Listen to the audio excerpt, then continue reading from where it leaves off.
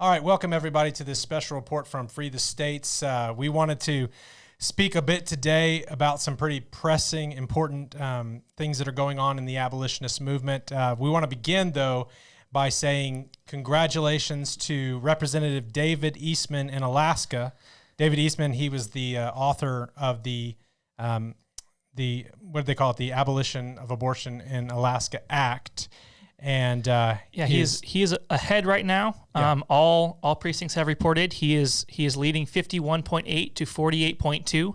Now that does not include a lot of the absentee ballots, and so there is still a chance that he hasn't been reelected, but he is in a fairly good position right now to be reelected to the Alaska State Legislature, which means there will again be an Abolition of Abortion in Alaska Act, very likely in Alaska next year. And that's a really good development. And there are a number of the other representatives up there that supported the act that they've already won their seats. Right. Yeah, I think there were a few of the 7 who voted to bring that bill to the floor. A few of the 7 have termed out, but I think all of the ones who weren't termed out did win re-election. Okay.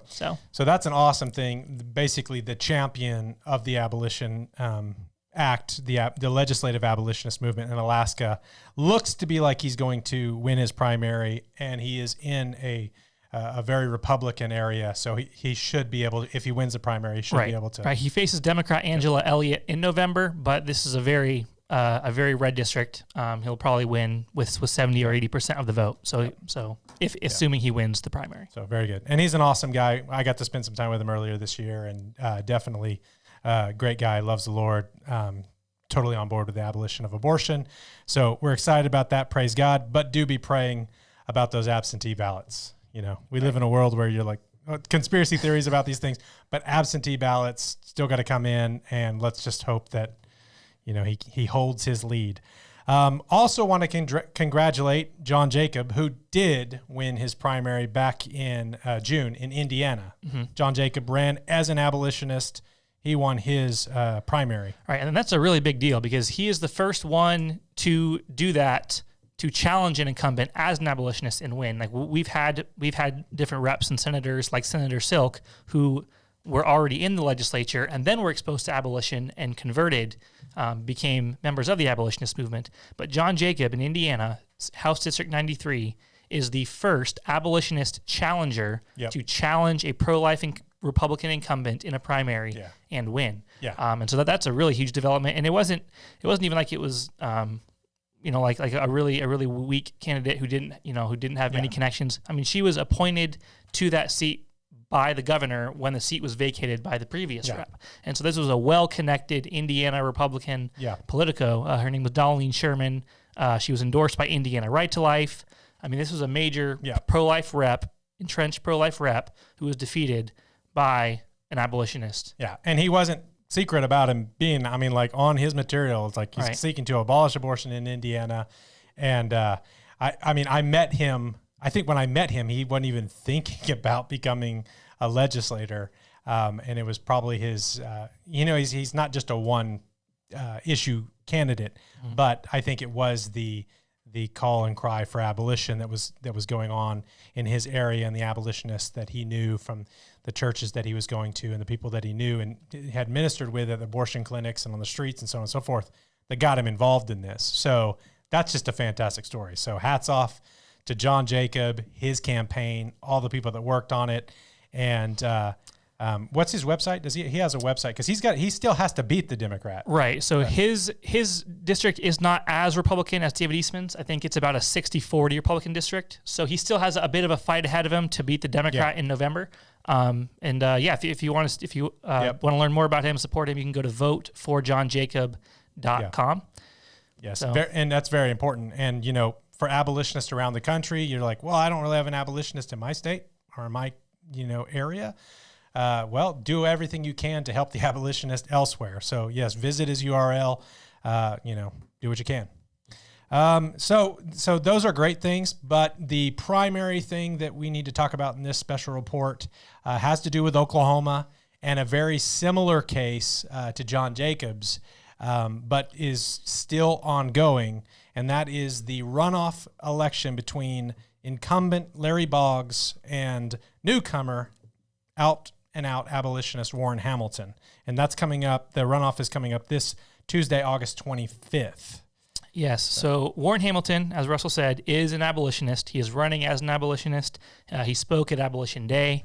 This is someone who has been a part of the movement. I think he and his wife were helping out with the Dan Fisher campaign to a certain degree. I think I met him. They were supporters of Dan Fisher. For those of y'all who may not be able to remember, Dan Fisher ran for governor in 2000. That seems like yesterday, 18.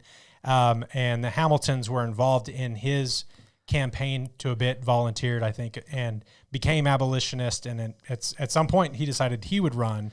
Right, but he's been involved in the abolitionist movement for some time in Oklahoma. Right, and so this is a through and through abolitionist, and obviously this is someone that we've endorsed.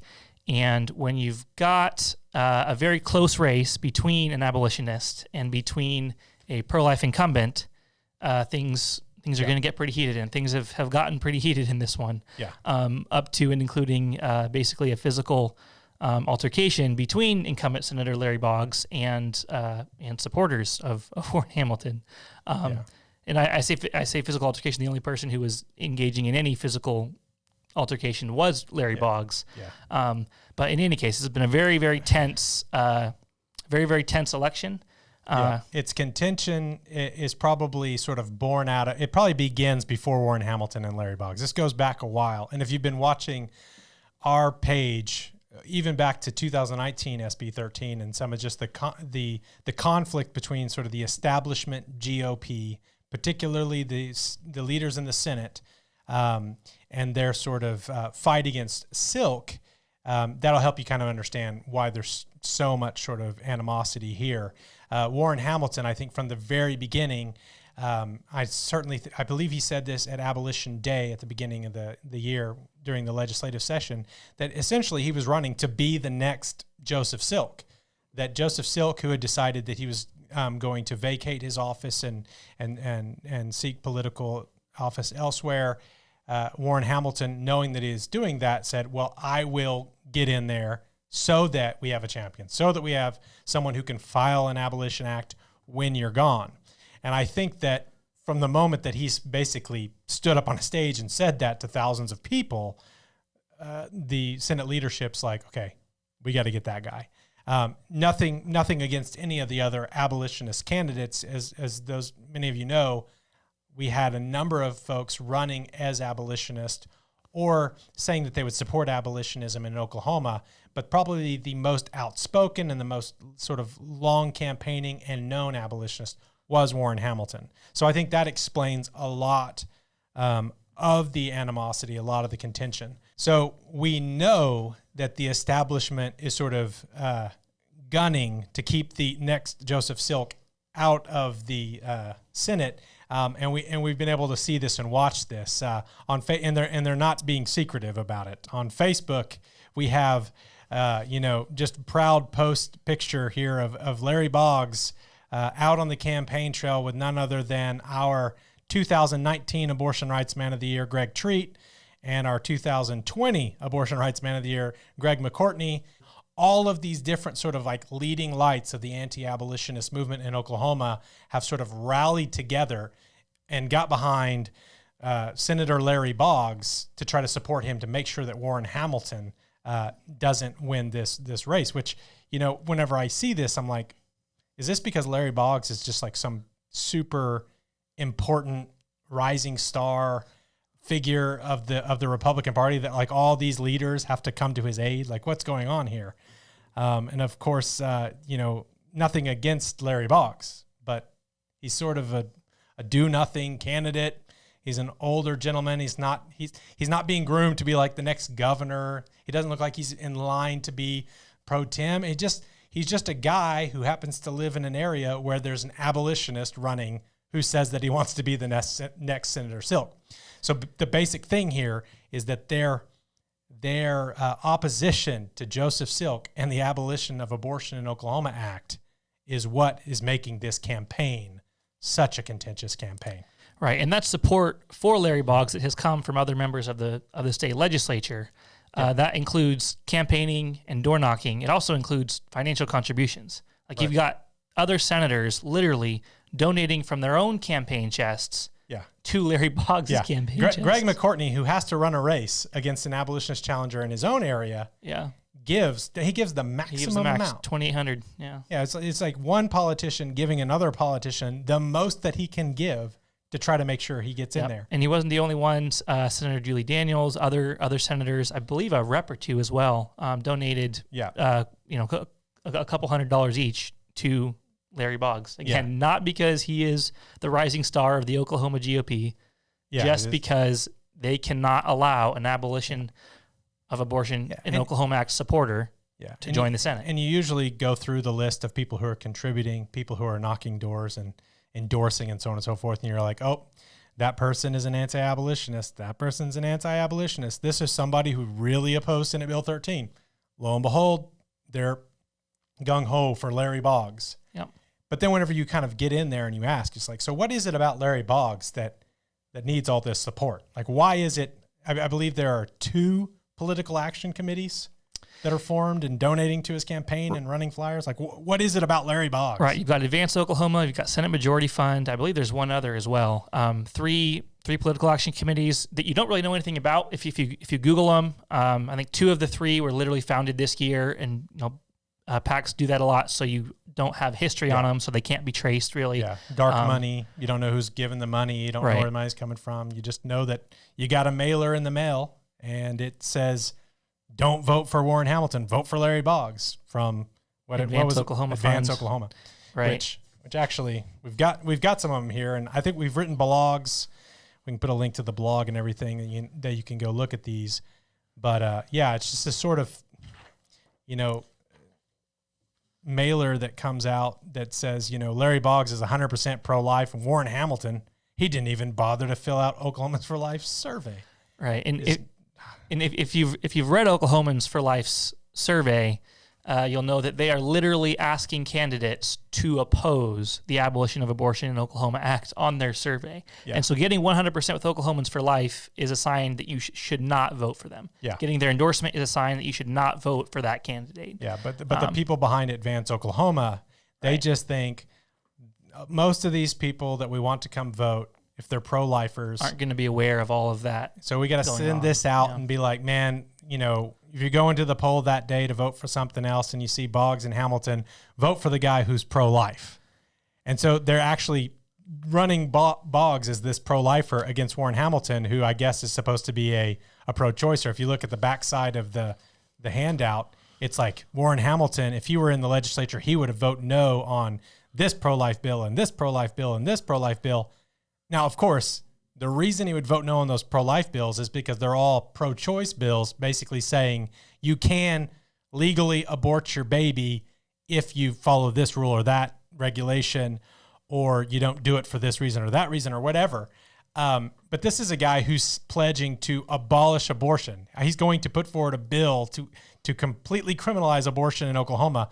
But Advance Oklahoma sends this out and says we simply can't trust Warren Hamilton, the man fighting to abolish abortion, to fight for the unborn. So it's just deceptive, crazy, deceptive misdirection. Yeah, I mean, it's part and parcel of what you see in politics. I mean, we're not going to pretend like this sort of dirty, lying, slanderous crap isn't like part of the political thing, but that Larry Boggs is getting this kind of support, tens of thousands of dollars from people. He didn't have to raise this money. Like, who is doing this? That they're pro-Oklahomans for Life, pro-life, anti-Warren Hamilton, and why. And I think that's the main thing that we're trying to talk about, and why I keep on, I would ask people sometimes that were on the Larry Boggs support train and be like, so what is it about Larry Boggs? And it was always like, well, Larry Boggs is a good guy. I just didn't really have anything to say about him ever. And the few little exchanges that I've had with him, I mean, he seems like a nice guy, nice cattle farmer. And I don't really have anything to say about him. I mean, he seems a little, he seems to freak out real quick and lose his temper and want to beat people up that disagree with him. But outside of that, I don't know. He seems like a pretty decent guy, but it's not like he's up there really fighting for the unborn. And so one of the pickles that we would have been in as an organization, for instance, would have been had Larry Boggs in this last legislative session voted to support Senate Bill 13 and actually been someone willing to fight for the preborn in Oklahoma, I don't know. I mean, we probably wouldn't even be in a runoff, but right. So when we had the motion filed by Senator Silk to bring the Abolition of Abortion in Oklahoma Act to the Senate floor, or to place it on general order so that it could be brought to the Senate floor, Larry Boggs left the room. Yeah. And, obviously that'll be played off as, he had somewhere to be. He had some important meeting. Yeah, he knew the bill that was coming. We had abolitionists at the Capitol from his district up there who were talking with him throughout the morning. It was the conversation of the Capitol. Right. Everyone knew exactly when the vote was coming, or he knew when the vote was coming, and he left the room right before the vote. He didn't want to be on record because he didn't want to support it, because he was getting a lot of pressure from Greg Treat, from Kim David, to oppose the bill to abolish abortion. But he knew that he's running against Warren Hamilton, a supporter of that bill, and if he goes on record against it, then obviously that would be used against him as well. And so he tried to kind of don't make anybody mad. I'll just leave the room and pretend I had somewhere else to be. But yeah, as Russell said, had he say voted in favor of it, it would have been a lot harder to campaign against him. That would have been a very good whenever we were doing our survey, when we were trying to decide which candidates we would support, which candidates we would endorse, and that sort of thing, we sent out the survey to every single candidate that was running. And, and we gave grades, and we had to say, this is why we like this person, this is why we don't like this person. If Boggs had voted to hear Senate Bill 13, even if he did it sort of as a shrewd political thing, because he knew that Warren Hamilton was running, right, and that Warren Hamilton was an abolitionist.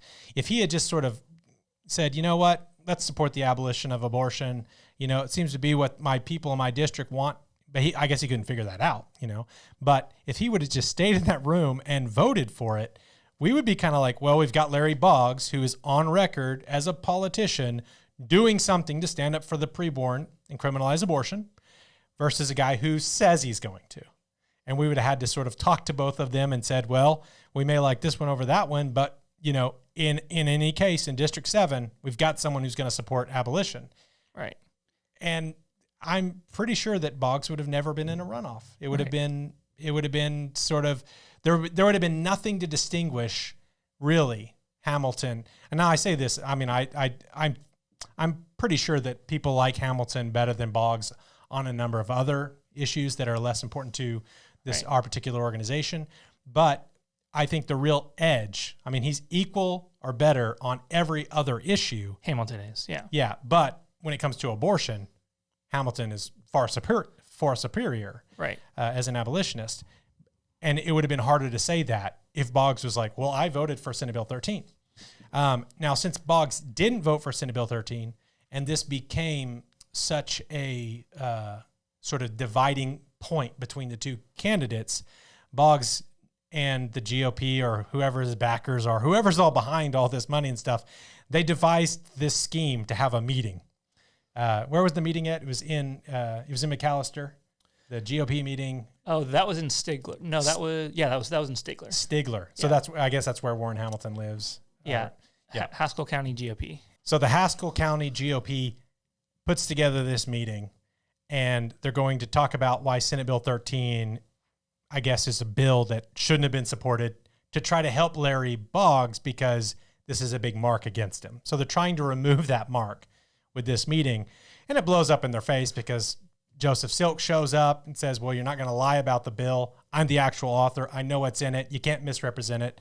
And as we've seen, the GOP establishment in Oklahoma has absolutely no problem lying and misrepresenting what's in that bill, right? Or, what it included and what didn't. And I didn't go to that meeting. You went to that meeting. And it was at that meeting where sort of, I guess, infamously, Larry Boggs tried to punch Daniel Navejas's lights out or whatever. Or he threatened to. Yeah, I wouldn't say make an attempt, but yes, he shoved Warren Hamilton and basically told Daniel, screw you, and if you don't like it, come meet me outside. Yeah. Square right on up. Yeah, square right on up and meet me outside. But of course, later in the paper and in the coverage, when he said, no, I just wanted to I just want to go outside and have a gentlemanly conversation. He tells Larry Boggs goes to the McAllister News and McAllister News Journal or News Sentinel. He tells McAllister newspaper that it was loud in there, and so I was just asking so we could go outside where it was more quiet, and so we could, screw you. Don't call me to repent. Square right on up. And so it gets recorded. It puts it out, and then the guy doesn't just say, "Listen, I lost my temper. It's really tough to be in a meeting where you're planning to lie and you don't get away with it and get all flustered." Yeah. He should have just said that, but he went and he lied about it over and over and over again. And the lies were, I mean, it gets even crazier. So the first thing he lied about was, I was just saying, let's go outside because it's so loud in here. Let's just have a quiet, calm conversation outside away from all this noise. That was the first lie. Then he followed that up with things like, my opponents were behaving like Antifa and Westboro Baptist. Yeah. Right? I mean, just absolutely off the deep end. That's the kind of stuff you have to just completely throw your conscience away. You have to know I'm completely lying and viciously slandering people. But this guy repents every morning, according to the video I saw. But no, it is the vicious conscious lies. I know that this is going to sell with people. If I can get people to think that Antifa and Westboro Baptist, which is a weird combination, lunatics, cultists, or whatever, are supporting my opponent, they'll help. But he's not actually. This isn't something that only happened after that altercation. Right, it's been going on. I mean, May 15th. This is May 15th. Larry Boggs has an urgent prayer request, and he's talking about SB 1728. And he says that there's a bunch of big-time lobbyist groups fighting tooth and nail to stop the bill. This is the fake abolition bill, I guess. We're fighting tooth and nail, and we're endeavoring to protect the billion-dollar abortion industry, its exploitation of women, and the murder of unborn babies in this state. Some of them even come as wolves in sheep's clothing, pretending that they want to end abortion while actively lobbying against every viable piece of pro-life legislation. Listen, buddy, we are not pretending to want to end abortion. We literally want to criminalize abortion, protect all preborn children from murder, and we are not doing it on behalf of the abortion industry. The reason we oppose your namby-pamby pro-life bills is because all of them are keeping abortion legal, and you pass those as substitutes for the Abolition of Abortion in Oklahoma Act. Right, but we're wolves in sheep's clothing. And the craziness here is you've got the Republican establishment, right? The people who really don't have any intention of ending abortion. The people who use this as a political, get out the vote project every 4 years and say, look how pro-life I am. Which is what they're doing. Look at this do-nothing pro-life bill, right? Those people are the ones who don't actually care, who are only pretending to care about ending abortion. Yeah. We are saying this must end now. Yeah. It is the murder of image bearers of God. This must end now in the name of Jesus Christ. Here's the bill to do it. Please support this bill. Yeah. Right? That's actually wanting abortion to end. Passing some do nothing, do this and then you can murder your baby bill every year, and then pointing to it to say, look at how pro-life I am when election season comes. That's pretending. That is wolves in sheep clothing. We're talking about the ravenous anti-abolitionist people of the past 2 years. Like the people who are most responsible for killing the Abolition of Abortion in Oklahoma Act, both in 2019 and 2020, rallying together to get behind Larry Boggs and all orchestrating a bunch of lies to try to keep Warren Hamilton, who's a good guy, who's not going to vote against anything that the GOP wants to do in any other area, right, from being in office. Right. He's good on guns. He's good on medical freedom. He's good on the economy. Yeah. All that stuff. He's not bad in any of those ways. It's just he actually wants to end abortion. And that's why the entire political establishment in Oklahoma City is rallying against him in money, in resources, in their own time to come out and door knock, all of that. Yeah. So that's the main thing that's the main takeaway from this whole deal. You look at it and you say, well, okay, I mean, in Oklahoma, we've got Warren Hamilton versus Larry Boggs. Is this really... does this matter? Like, what's coming out of District 7? Does it matter? We've got 2 Republicans running against each other. Well, it matters a great deal to us because we're trying to get abolitionists into the state house to stand up for justice and mercy and stop compromising with the evil of abortion. But we don't have the tens of thousands of dollars in the multi-organizations. We don't have the GOP establishment sort of groups, and we can't get the endorsements. I mean, I think Larry Boggs has the endorsement of any... Like you name some Republican pro-lifer who does nothing to abolish abortion, but is known as being this, angelic pro-lifer, they're on Larry Boggs' side. And so this has been supremely important to the Senate pro-life conservative leadership. And that's the big takeaway here, what they're willing to expose themselves as. Right. And so it's very important for people in races like this. It's very important for the people in these districts to understand the importance of the position that you're in when you have the opportunity to choose between someone who will regulate abortion and someone who will abolish abortion. Because if we keep sending people up there to regulate abortion, it's not going to be abolished. It's going to be regulated. And so we've got to start getting behind candidates who will abolish abortion and only candidates who will abolish abortion. And if the regulators continue to not lose anything from doing this, that's the reason they want it. That's the reason they want to keep abortion legal, so they can continue to run on it.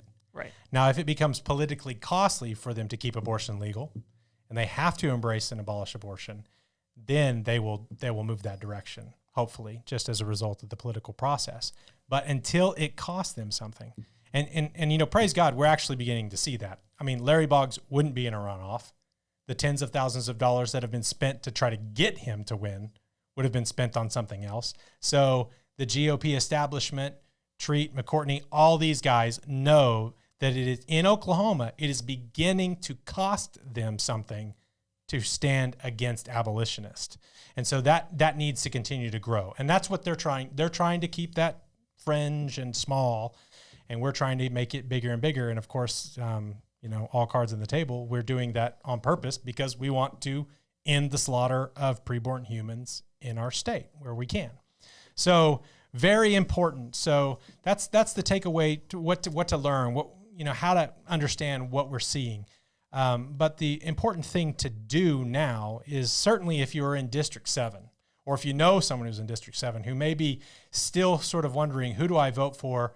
Or thinking, well, I don't really need to get up and go do anything on Tuesday, August 25th.